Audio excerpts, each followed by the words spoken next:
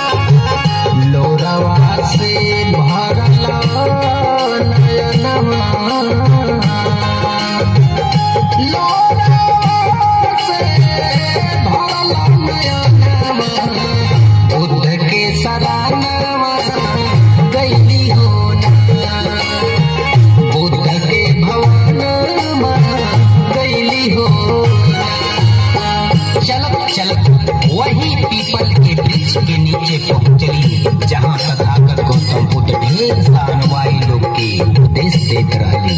वही मृत बालक लेके महतारी तथागत गौतम बुद्ध के शरण में पहुंचल बाड़ी।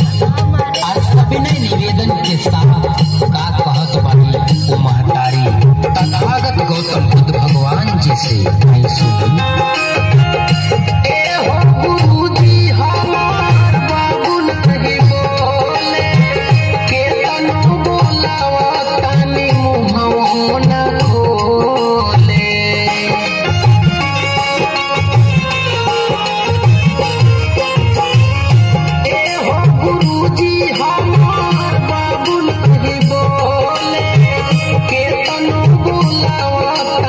मुँह न खोले।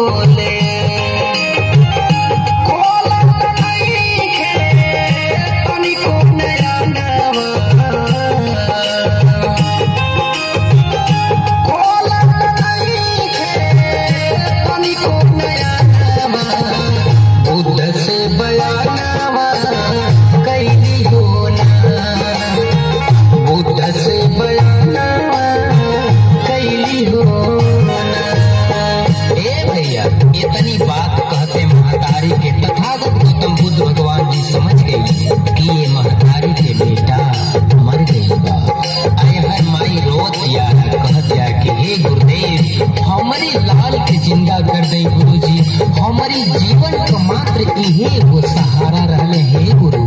तथागत गौतम बुद्ध भगवान जी सोचनी ए औरत के प्राकृत के नियम पता ना चलत बा, बेटा के मोला के सोग में ये प्राकृत के नियम का एकरा के कुछ ज्ञान देवे के पड़ी। तथागत गौतम बुद्ध भगवान जी कहले तो हर बेटा जीवित हो सकेला, बाकी एगो काम करे के पड़ी।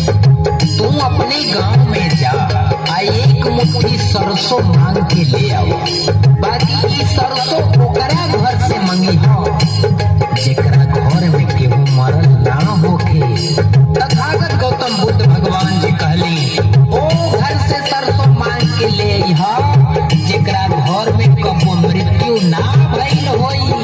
इतना बात कहले के बावजूद भी माई के ज्ञान ना होता भैया। बेटा के मर गईले के बाद ओकर दिमाग काम ना करे भैया।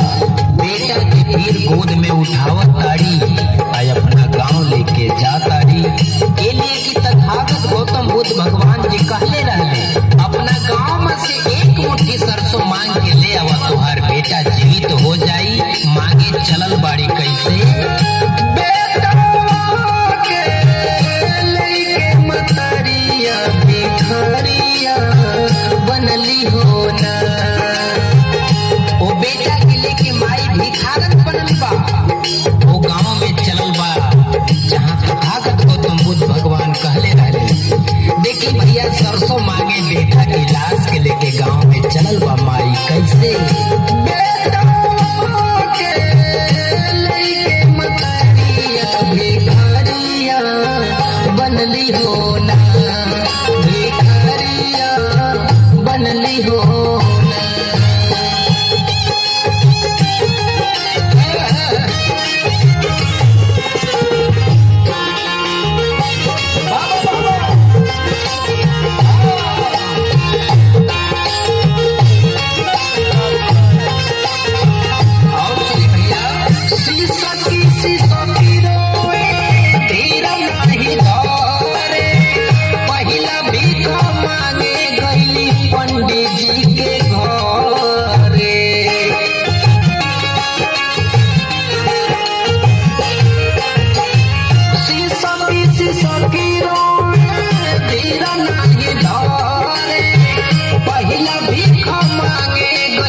पंडित जी के घरे लोरवा से भरली नजरिया, लोरवा से भरली नजरिया दुआरिया गईली हो ना, दुआरिया गईली हो ना। विनोद जी और नाम पर हमरे मुकुल बाबू, साइड पर नंदू भैया, चोटी पर सरवण भैया, पे राम लगन भैया, आर्गन को हमर छोट भाई चंदन जी। कैसे कैसे ए भैया बेटा के माई ले ले बा, आँख से झरझर झरझर लोर बहता। अब पंडित जी के दुआरे गई बाड़ी आ देखी का कहतरी पंडित जी से आई सुनी। हमरा के चाहिए बाबा, हमरा के चाहिए बाबा, एक मुट्ठी सरसोइया।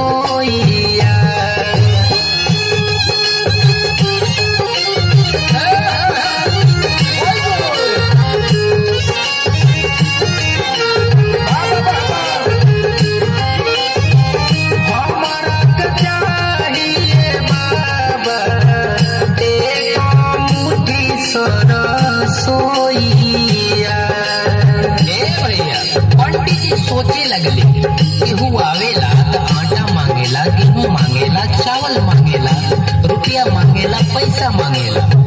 ई औरत काहे एक मुट्ठी सरसों मांगतिया, लेकिन पंडित जी औरत के बात पे विशेष ध्यान ना देले। सोचले हमरा दुआरे आइल बा एक मुट्ठी सरसों मांगतिया, ज्यादा बात कैला से का मतलब बा, एकरा के एक मुट्ठी सरसों दे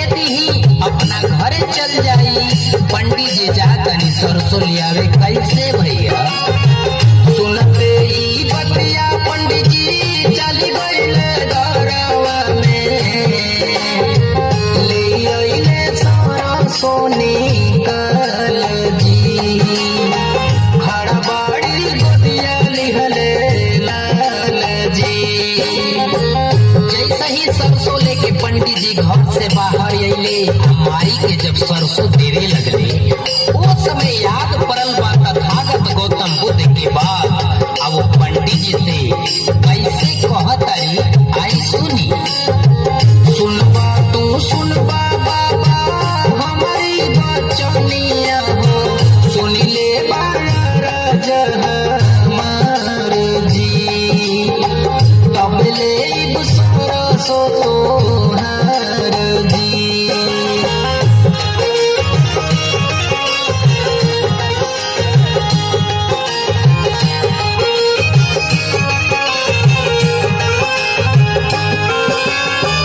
सरसों लेहला से पहले तथागत गौतम बुद्ध भगवान के बतावल बात वो माई के याद पड़ता कि जेकरा घरे के हो मरल ना हुई वही के घर के सरसों चाहिए। तब पंडित जी से का कहली, केहू न मुअल होके बाबा तोहरा घर में,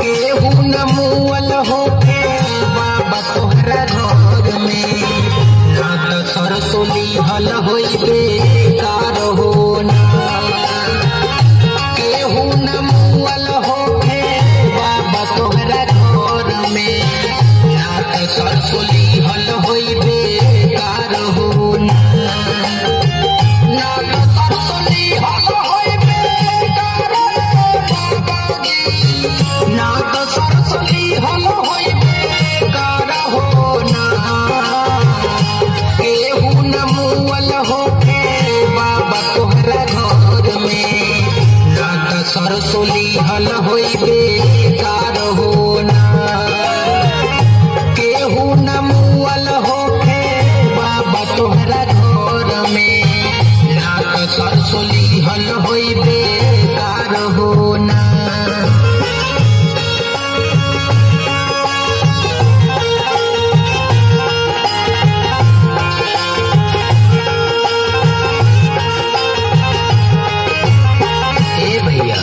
इतनी बात सुनते पंडित जी रोवे लगले और कहले कि बेटी ये असंभव बा जब तू बात कह रहल बाड़ू।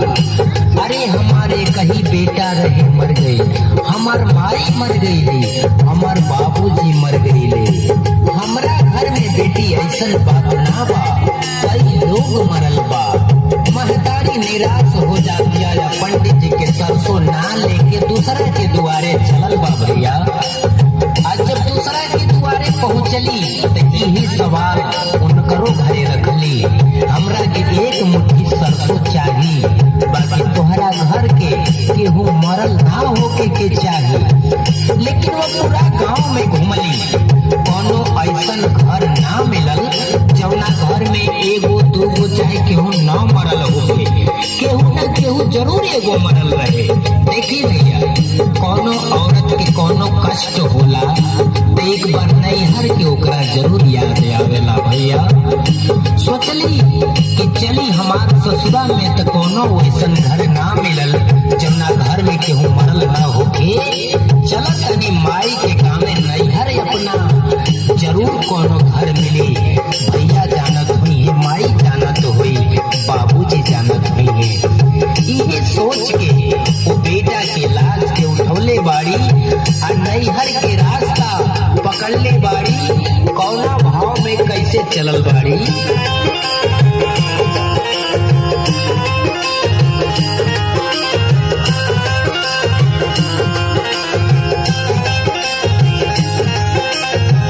ससुरा में कौनो घर वैसन न मिलल, चारों ओर घूम अइली बेटा के लाश के लेके, लेकिन कोनो वैसन घर ना मिलल। तो नैहर जाए की प्लान बनौले बाड़ी, का कहतारी सुनी। ससुरा में कौनो घर वैसन न मिलल, धइली हली नैहर के डहर हो, धइली हली नैहर के डहर हो, ससुरा में कौनो घर वैसन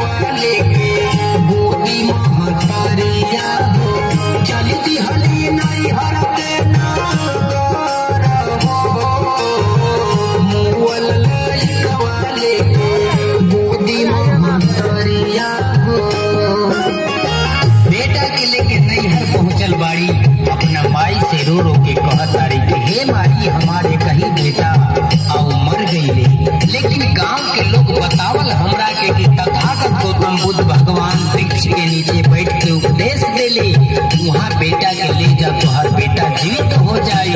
तथागत गौतम बुद्ध भगवान कह गईली, माई एक मुट्ठी सरसों मांगे के कहले हमरा के, लेकिन वो घर से हमके सरसों चाहिए माई जौना घर के एको सदस्य मरल ना होके, यानी मृत्यु ना भइल होके वो घर में। हम वही सरसों खातिर आयल है माई, और सरसों मिल जाई तो हमार बेटा जीवित हो जाई माई।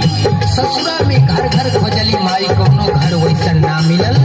एजई बतावा माता, अगर कोनो घर वैसन मिल जाओ एक मुट्ठी सरसों माई तो हमार बेटा जीवित हो जाई। यही बात के लेके ससुरा से नैहर अली माई, तोहार सहायता की जरूरत पड़ल, हमरा कोनो उपाय बता द माई। देखी महतारी का कहतड़ी, अरे बेटी तोहरा से पहले हमारा तन से एगो बेटा खुद जन्म ले रहले, अब मर गईले। अब गाँव में भी उहे हाल बा, कोनो यहाँ वैसन घर ना हो बेटा जेकरा घर में केहू एगो मरल ना होके। तोहरी ये प्रश्न का जवाब हमरा लगे नहीं थे, हम में सहायता ना कर पाए। बेटी बताओ हम कहाँ से सरसों दे सकीला तोहरा के।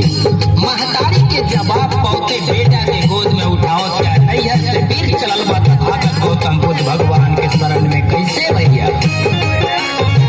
गोदिया में लेके ललनवा, गोदिया में उठावली ललनवा, बुद्ध के शरणवा चलली होना, बुद्ध के शरणवा चलली होना। महतारी बेटा के लेके तथागत गौतम बुद्ध भगवान के बिलखत आयल बाड़ी। अब कहली, हे गुरुदेव, ससुरा से लेके नैहर तक देखली, कोनो घर ऐसा ना मिलल जौना घर में केहू मरल ना होके। जरूर केहू ना केहू मरल रहे। तथागत गौतम बुद्ध भगवान कहले, ये दुनिया में जन्म और मरण सत्य बा, जन्म के साथ ही मृत्यु चलेले। ये धरती पे जे भी जन्म लेके आवेला, जीव जंतु पशु पक्षी मानव इत्यादि एक दिन जरूर मरेला। ये प्रकृति के नियम है, जे भी जन्म लेला एक दिन जरूर मरेला। ये माटी के शरीर माटी में मिल जाला। वो महतारी के तथागत गौतम बुद्ध से ज्ञान प्राप्त भइल। आई बात के भी समझ गई कि धरती पे जन्म और मरण ही सत्य बा, ये दुनिया की इहे रीत बा। वो माई के ज्ञान प्राप्त हो जाता, तथागत गौतम बुद्ध भगवान के शरण में शीश नवा के प्रणाम कैली, अब बेटा के उठौली ले जाके दाह संस्कार कैली। इहे दुनिया के रीत है भैया। कैसे बुद्ध जी बिहले गईले हो, बुद्ध जी बिहले गईले हो, अपने ज्ञान वाके गोठरिया, अपने ज्ञान वाके गोठरिया, बुद्ध जी बिहले गईले हो, बुद्ध जी बिहले गईले हो।